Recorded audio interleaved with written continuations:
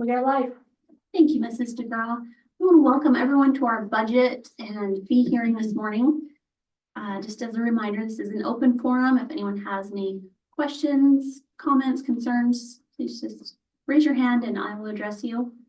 But we'll go ahead and get started. We will first begin with our amended 23-24 budget and then go into our 24-25 budget.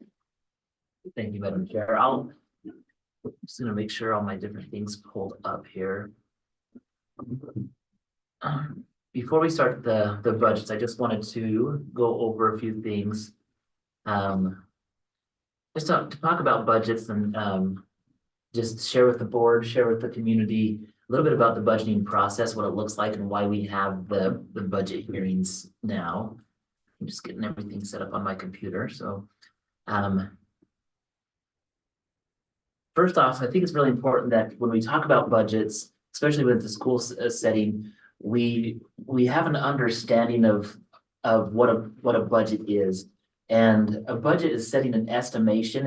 Of the revenue and expenses over a specific time. It's not actual money. And so that's one of the things that as we look at the budget, sometimes even I get in my mindset of like, I need to know where every dollar is going every single second. But in a budget, it's the bigger picture of the money. So it's budgeted money versus actual money, and it consists of revenue and expenditures. So with school finance and budgeting, and I do have a magic 8 ball up there, but it's not always a magic 8 ball. It's a little bit better than that. But it says good luck with that a little bit. But what we do is we recognize all of our revenue sources. But these are constantly changing, and it's really difficult for us to know exactly the timing of it.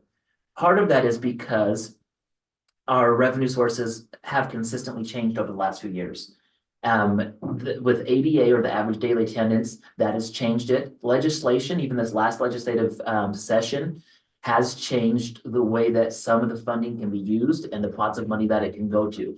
And so with our revenue sources, with changing, it makes it a little bit more difficult to know that. So Mr. Burnshaw, glad you could make it. Welcome. Probably in a Baylor all night long. So we need to get something more than a Pepsi. We can get that. So we just barely started about our budgeting process, and I'm just taking a few minutes to go over what budgets are. We're talking about school finance and budgeting, with revenue sources, how they're changing, but also expenditures. We know that with expenditures in a school setting, our salaries and benefits take up a bulk of what our expenditures are. And that is one area where I'd say if I did shape the magic 8 ball, Mrs. DeGraw and I would know a lot more on that one, because that's 100% in our control on the people that we hire and who we have here at the school. And those are things that we take very seriously as we're looking about how many people can we employ. And we have made changes over the last few years. And some of these decisions aren't popular, but they are very important for us to make sure on the budgeting part. But there's also inflation, emergencies when it comes to the facilities. So the challenges with budgeting, projecting the revenues and expenditures, but then the February 15th payment, I put that up there because we don't know if we got it right until next February, the February of 2025. And so we're taking all the different things that we have with the different pots of money, and we're putting it all together and doing our very best. Like I said, with the magic 8 ball, it's not a perfect science, but we're moving in a good direction. And so so a budget summary, and this is one thing that we'll have. This is a 4-year budget summary, and these are the tools that we use to help us make sure from that 30,000 foot mark of, do we have enough money? I guess that the number one part is, do you have enough to operate for next year? And this is where we start with it. So again, there are certain points of the year that we know finalized numbers. One of them is going to be February 15th, like I talked about in the previous slide. The next one is in September, when we have our financial audit and it closes out the fiscal year. And so that's where we get the actual year part from the audit. So we did find one error, and I want to point that out first, just as a point to say this was a number that should be different. This was the budgeted amount from the prior year, not the actual. But it's actually a good thing to be able to show when we're looking at things like this. So last year at this time, would have been last year or 2 years ago. Sometimes I get. Last year at this time, we amended the 22-23 budget. No, I'm trying to think, what I'm thinking though is that 473, Was when we amended. that was not the amended, or that was. That was the Proposed. proposed, yeah, That's what I wanted to make sure. yeah.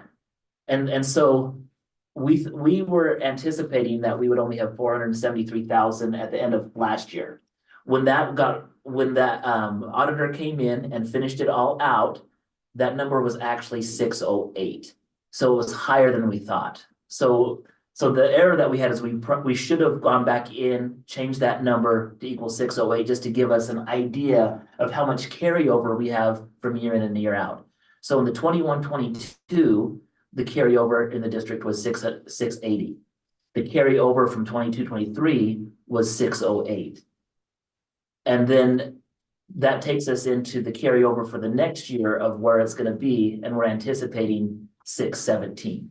So what that's telling us is the trend that we're on is that we are maintaining a $600,000 buffer carryover for each year, which is a good sign when it comes to the big budgeting picture, that we are matching our revenues and our expenditures to be able to balance, take care of everything that we do, pay the teachers, pay the bills, fix the facilities. Everything we're doing is on track. That's the big picture. That's what I wanted to show you. As we look at maybe some of the more details, and I put an X on the proposed budget, because this was last year, this was our guess last year. This was our magic 8-ball moment. And we recognize that when we come over to the amended budget now, that things are a little bit different. One of the reasons why we anticipated more funding here, this was just an error on our part where we counted one thing twice. But it all, like we said, once the audit came in, we knew where to start, and that's where the amended budget. And we talked about that before, so we knew this information back in September, that this number should have been 608. But as a board, we've decided not to do an amendment process during November. When we talked to our auditor, he said there's no reason to really do a formal amendment, because if we're gonna do a formal amendment, we have to do a fee hearing or a budget hearing. Publish have a a budget. budget hearing, have people come back in, where it's not necessary, because what we do, when we actually look at our budgets.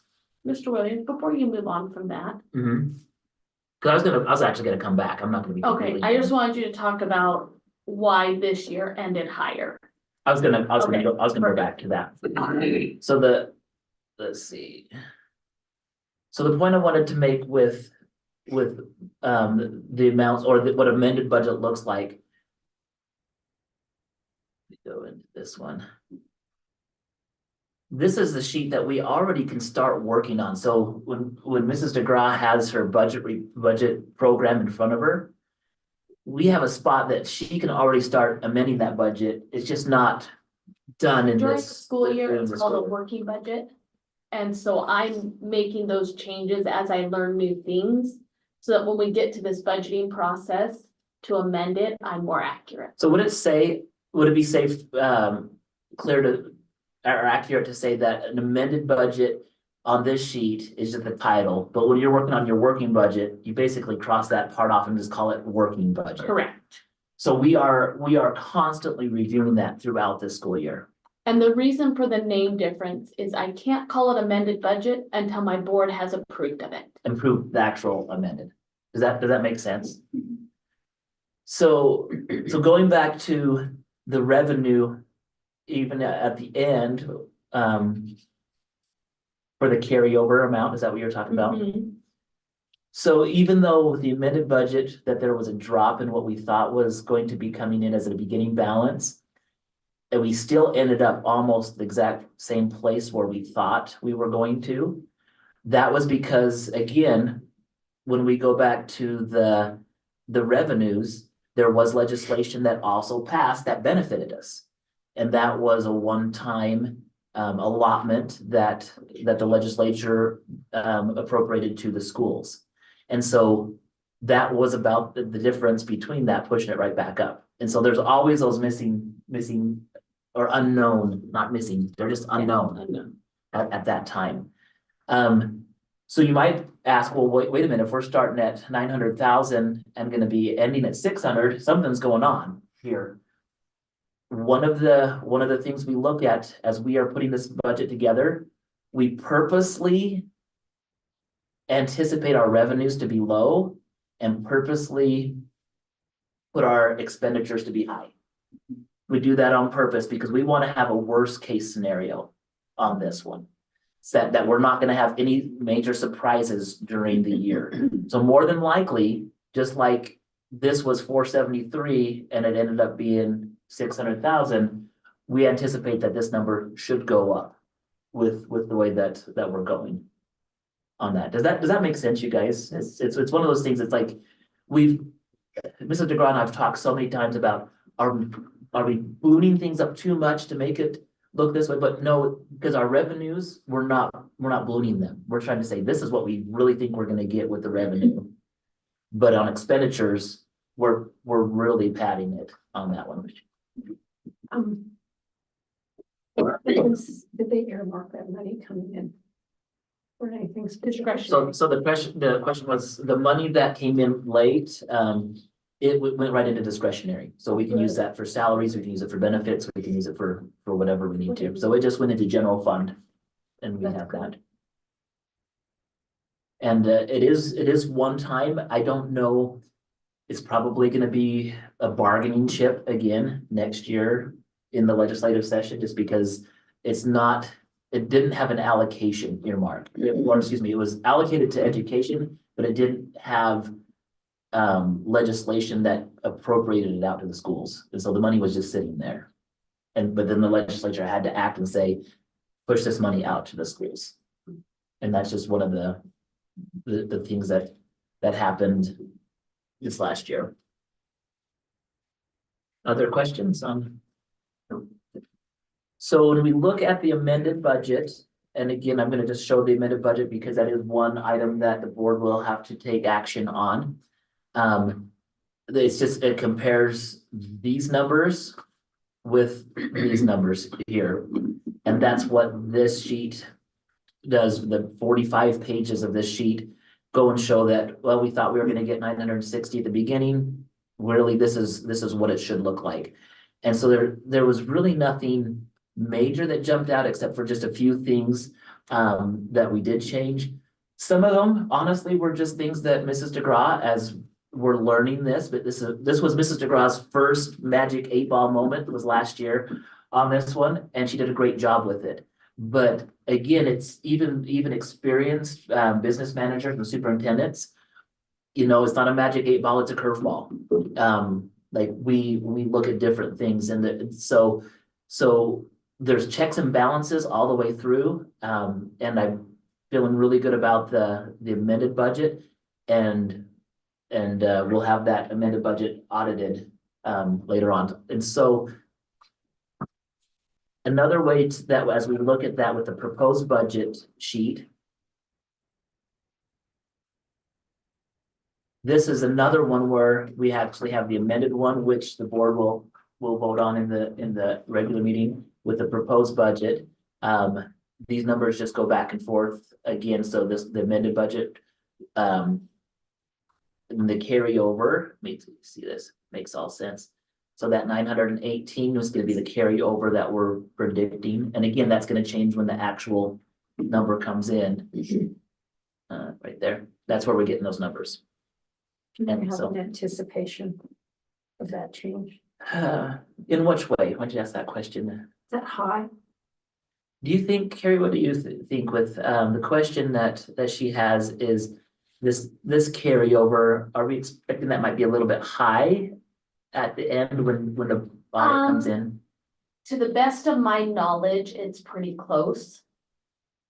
I spent many, many hours comparing what we've expended already this year, what I anticipate that we expend this month. And so I'm hoping that is pretty accurate. But there's always a possibility that I made an error, and I hope I didn't. But I was very, very careful with this amended budget, knowing full well that our audit report comes back if I under budget a subject. So I figure out what I think it's going to be, and I go a little bit higher in case there are surprises. So, That's good, you know, because that's the one thing is, it is always moving, even with, when we're looking at the budgets, that we're putting these together to. The state law says you have to have your budget hearings and set the budget in June. But the fiscal year doesn't end until July 1st, and we don't get our final payment from the state until July 15th. And so really it's like a sausage machine, like we take it, we look at it, we're budgeting it. But in the school setting, I believe we're as transparent as we can be. Like all of our details are put on our website. The feedback that we have has been the positive, you know, we just keep working the very best we can with all the different things. I know that one example, I'm gonna go Perkins. I just wanted to show an example. Was it that one? No, which one was it that just barely changed? Carry it's the Perkins, the Perkins and the CTE for this year. Yeah, Yeah, it's CTE. I should have highlighted that one. So you're gonna have to go farther down. It's 243. So it's fairly far down. It's called VOCED. What's it called? VOCED. Go up a little bit, I think you passed it. Oh.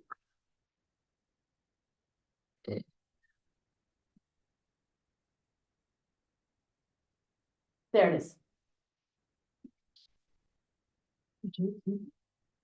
On page 18. No, that's not the one. The one where we have extra money we need to spend this year, No. the one that we're not getting as much as we anticipated. Mhm. That was the Carl Perkins that you were just on. Was it Carl Perkins? Yeah. We're getting some, but not all, right? We're getting some, That's not the one I was looking at. yeah, keep going. Go. It's 263 is the code. Is the okay. 263. There you go. There it is. That's the one I was looking for, page 33. So this is one of the examples, when we were putting this together 2 weeks ago, we thought that we qualified for a certain grant that would have given 15 grand to each of the CTE teachers. That's true, we just don't get it this year, we get it next year. It's every other year. It's, yeah, is how they do that. And so we still will get the 15, because we've had that going for the one CTE program. And so, that's just one of the examples of, as we're building this, trying to get everything, it's impossible for it to be exactly perfect. But that's one of the examples that we have to look at and change. And so as we're looking at that, we've gone over the amended budget for 23-24, and then the proposed budget, and we know that those areas are gonna be right around there. So that's really where all I have to present on the proposed budget, or the amended budget and the proposed budget. Madam Chair, if there's any other comments or questions, I can answer those now. I just appreciated Mrs. DeGraw, a nice conversation, because when I look at the proposed budget amount for 24-25, and then where we anticipated ending and had heart failure, I was like, why is this so low? And then she explained that we aim high on expenditures, and okay, that makes more sense. And with the prices going up. That's true. That's true. Yeah. To be just exactly. And part of it is with the legislation, like when I mentioned, one of the things with the facilities legislation, and we can see that in the, back into the budgets. Let me see, I'm gonna go to maintenance match on that one, the lottery. So this was what we received last year was 59,000, and that went into discretionary. But we don't get any now in the same way. So this is one where the House Bill 521, it took the lottery, the maintenance match, and even the bond equalization, which is in there, and moved it into a different pot to still distribute out to schools. But the rules change because as soon as it moved to the different pot, you can't spend it the same way. And so schools, when they received it, like they did this last year, it went into their discretionary, which had fewer strings attached to it. We did use our maintenance match for maintenance, custodial supplies, because what maintenance is, you're maintaining the buildings.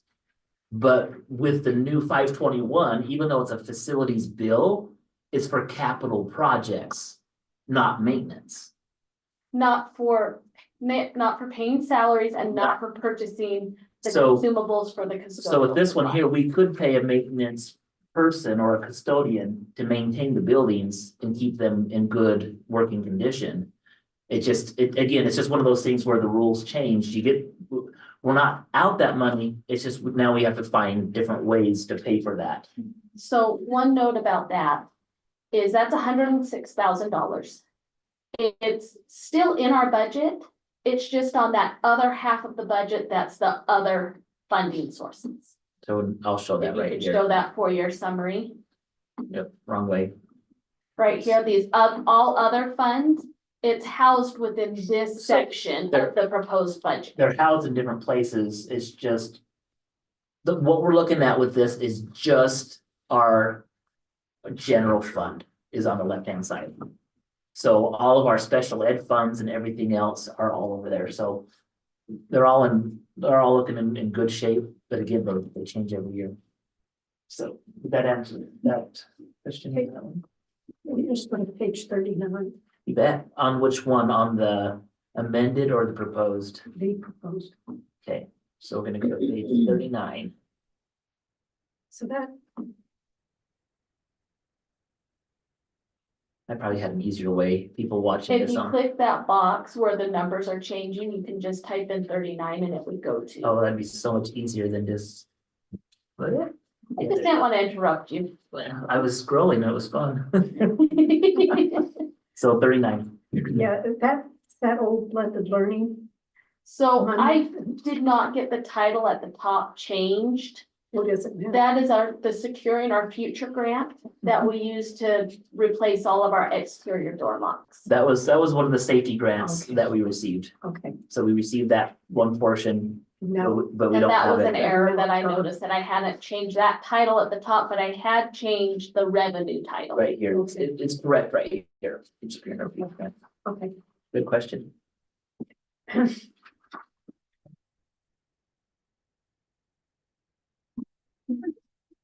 Okay, Just do that. Oh, wait, before we move on. Go through it.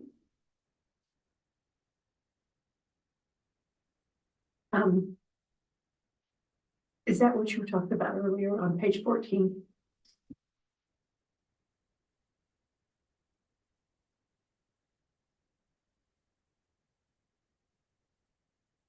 Okay, so page 14. A few years ago, they added legislation that the funds that run through the schools have to run through the district. And so essentially what we're guessing is that the revenues that the schools take in are the expenditures that the schools make. And so this is not funds that we actually house here. It's just the auditor taking all of their funds and what they've done with their activity and run it through my budget report. I see, yeah, And sure. so it's, So it hasn't even been made yet. well, no, we haven't brought it over because I don't have final numbers from them. Yeah. Mhm. But But- you're just anticipating what we're gonna bring in, aren't you? Well, So what I'm doing is I looked at, so when I amended the budget, I looked at what the actual numbers were for the previous year. And it was approximately the 320,000. Mhm. And so that's what I put in my amended for this year. And that's what I put in for my proposed for next year. And it's just a guess as to how much money's coming in and out for there. But these are not funds that I spend or Right. receive. Okay, good. All right, and then page 9, one more question. And I asked the same question last year. And I still.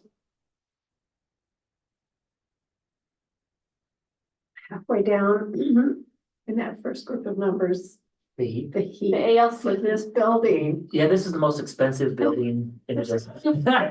There's No. there's a good explanation for that. There's not even people in some of the rooms, they're returning the heat off in those rooms. This Shane is, and I talked about this last week. it was yesterday, we were yesterday, going we through were this. finally, And it's just always been called heat ALC, but it actually should be called heat coal. for the district coal. Okay, that makes more sense. I don't think I heard that. last So why, Okay. yeah, so we just need to make sure we go and I'm gonna rename write that. so I don't- We knew that that's what it's always been called before, but in the I program, think we just add a little, because, yeah, because somebody Yeah, looked I at that just would need be to like, change that. wow, you should just tear Right? the ALC building down. Yeah. start over. Now, with some of the changes we made with how we are burning our coal, Yeah, I had budgeted 100,000 this year. And we actually only ended up spending 68,000. Now, because I don't know what kind of winter we're gonna have next year, I don't know if coal prices will change. I'm still in budgeting that 100,000 to make sure I have enough in the budget for that. And I did the same thing with our fuel costs. Although our costs were lower this year But they were than I had higher. anticipated. They were higher the year before. They were higher the year before, and so I'm again budgeting high, because we don't know where those numbers are going. okay. Good, thanks. Yeah. Good to know about the coal. Good catch on that one right there, because. You're all right, you are right, you did ask it last year. And I thought, it hasn't gotten any better. Just so you know, Nedra, I asked that same question when I started doing this. Yeah. How are we spending this much money? Yeah, it's a big question. Okay, thank you. Okay, So, no more questions? there's like no comments from the crowd or. No? Moving right along. Crowd roars. So the fee increase, hearing, this was something that I did propose, or at least let the board know about last month in May, just the two things that were coming up. We had several things that were brought up, others we looked at, and as a superintendent, I said, no, we can cover that as a school district with our funds that we have available, whether that be our general funds or our federal programs. But the two that are changing, that we want to propose change, and again, this will be voted on in the regular meeting. FCCLA, the club fee is currently $16 and is proposed to move that up to $20. So that's for the students who are in FCCLA, that's their club due. Those do go up every year, because they pay a state affiliation fee and also a national one. That is higher than the 5%, and that's why it's gonna be here to the board. The second fee, it's not completely an increase, but it is a change in how we are going to offer the preschool. And so the nitty gritty is $400 for the year or $200 per semester. Part of these changes came because last year we went to the semester system instead of the trimesters. And now that we're figuring out, we need to do it a little bit differently. But it's really important to just understand that the only legal thing that the school is required to offer for preschool is for our students in special education. And so what this is for children who are wanting to be a peer model and come to the school. And so that would be for those parents that would pay that price. The other thing is we're looking at is preschool will be offered 2 days a week. Part of that is we've done such a great job, and it's a good opportunity for kids to come.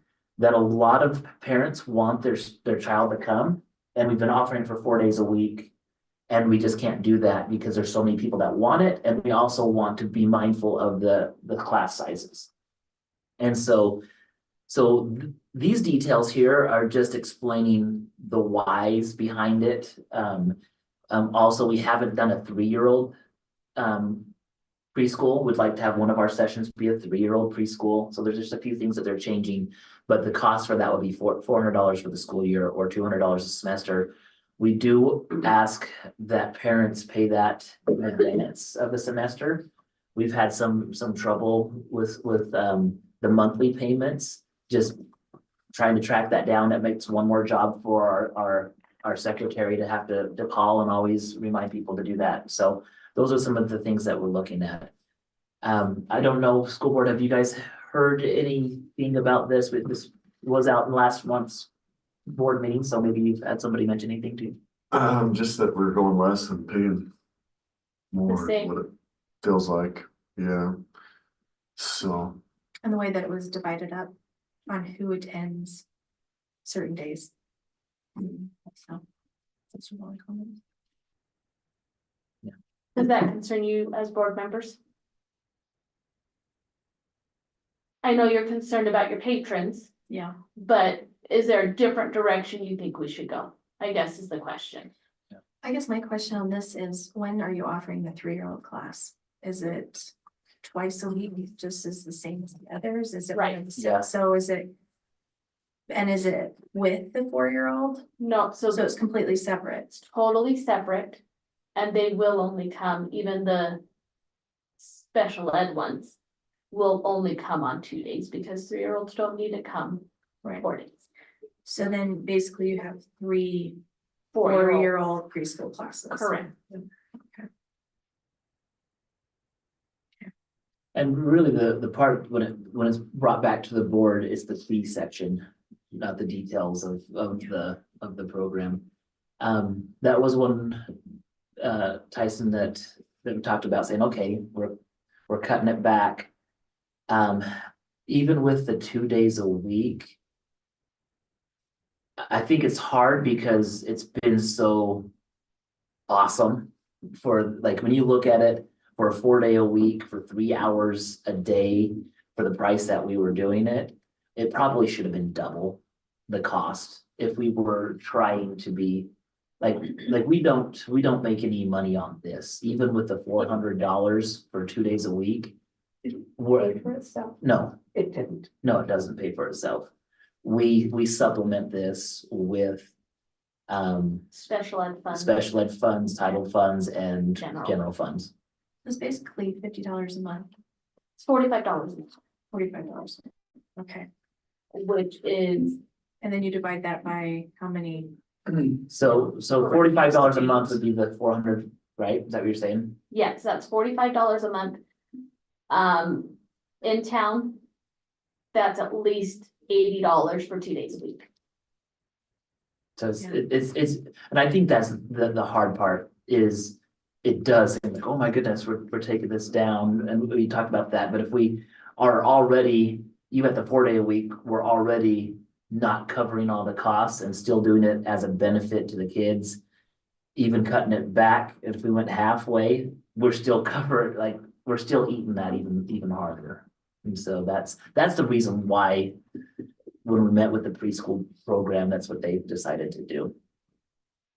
Well, and what this allows us to do is to keep the preschool size small while allowing us to serve more pure model students, Because our other option would have been if we kept it the same way, turn students away. then you have 40 kids, and I think we have about 40 pure models that were wanting to get into the preschool. there are 4 Yeah, or 3 For the and 4. 4-year-old. no, Or just 4-year-old, for the 4-year-olds. big class then. And so to do that, we'd say, okay, you could take 10 kids in 4 sessions. But then when we started saying we don't have anything for our 3-year-olds, you take 1 session away, now you have 40 kids into 3 sessions. And then that really starts pushing your class size big, and those are the 40 kids without special needs. And we're saying, well, what are we doing this for? What is the number for the 3-year-olds? What are we looking at there? Do you know? I haven't seen that one. I'm just curious how high Small. the need is. It's small, it's gonna be probably 8 total. Have we reached out to the 3-year-olds in the past? Why are we doing that? Part of that is because that's a really good question. Why are we doing that for? So the way it works if there's a child that has special needs. Before they're 3 years old, there's a program called Infant Toddler. And they would go and they would work with this agency and some kids from birth to almost to 3 years until they turn 3 years. They can have services through Infant Toddler, where they have therapy sessions, different things like that. When a student transitions out of Infant Toddler, there's a meeting with the parents and our preschool teacher at the school. And then that's where FAPE, I said that that acronym is Free and Appropriate Public Education. So the federal law says children are available for FAPE under special education from age 3 to age 21. And so if you're 3 years old and have a disability and have been identified as a student that needs specially designed instruction, they qualify for a preschool. We do actually have kids that have started coming up this last couple of years that have been coming to preschool at age 3. And then when those 3-year-olds are going into the preschool class, it's just not appropriate for them because they're also combined with 4 and 5-year-olds that are preparing to go into kindergarten. And so the program for those 3-year-olds, it's more play-based, it's activity-based, where with more in the 4 and 5, they're doing more hands-on, learning to write their names, things like that. And so that's why in the past we haven't, but now that we've had a bigger need with that, we've seen that it's not the best for those 3-year-olds to be in with the 4 and 5-year-olds. Did that explain that? So even the 4 and 5-year-olds, aren't they being overshadowed again by the regular kids?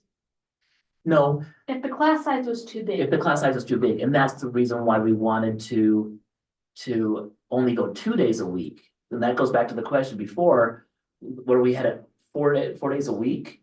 That means you'd only have essentially 3 slots. But now that we're doing it 2 days a week, it opens it up to another slot for typical peers to come. So the special ed kids come every single day. The typical peers come twice a week. So the students receiving special education services are able to have smaller class sizes, but then we're allowing the typical peers to still have access. Because our other option would have been to just cut it off and say, the first 20 typical peers, you can come to the preschool, and the others you can't. I know that there Well, and are, having the peer models is really vital for these kids, the special ed kids, to have their success. Because they're able to see, oh, I'm behaving like this, but I should be behaving like that. If there are not too many of them. Right, and Yeah. that's the purpose of this, Yep. is to reduce it. so those were really good questions, and I'm glad you brought those up. But those are the reasons why this is being proposed to the board.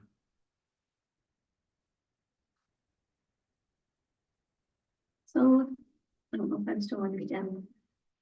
Your peer models go 2 days a week. Yep. And your special ed kids can go 4 days a week. So for example, I have if I have a peer model child, so my nephew is gonna be a student that qualifies for that. He can come Monday, Wednesday.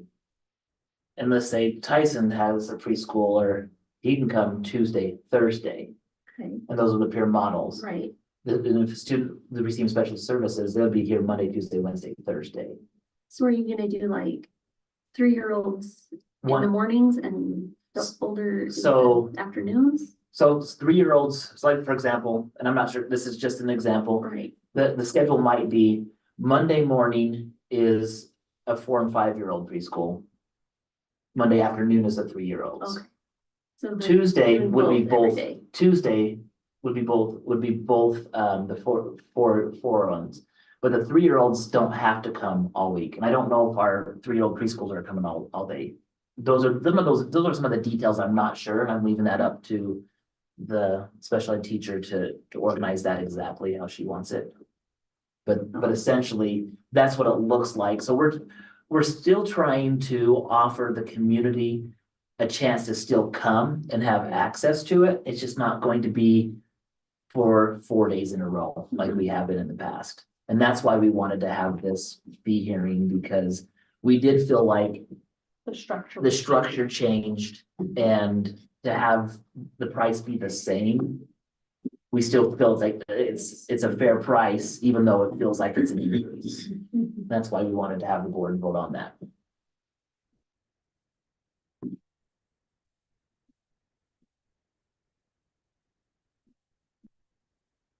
So before it was $45 a month and they paid it monthly. Correct.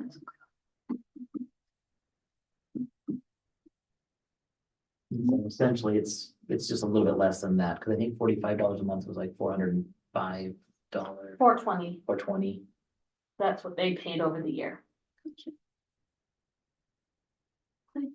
Any other questions or comments on that? If not, we will go ahead and move to executive session. That's all I have in this. Okay. The floor will be open for a motion to move to executive session. Chair, I'd like most that we move to executive session as per Idaho Code 74-206 1A, B, D, and J. Is there a second? Sorry, is he in there? I second that. We'll do a roll call vote. Mr. Pottle. Aye. Mrs. Reedy. Aye. Mrs. Perkins. Aye. And Mr. Birch. Aye. Thank you. Mhm.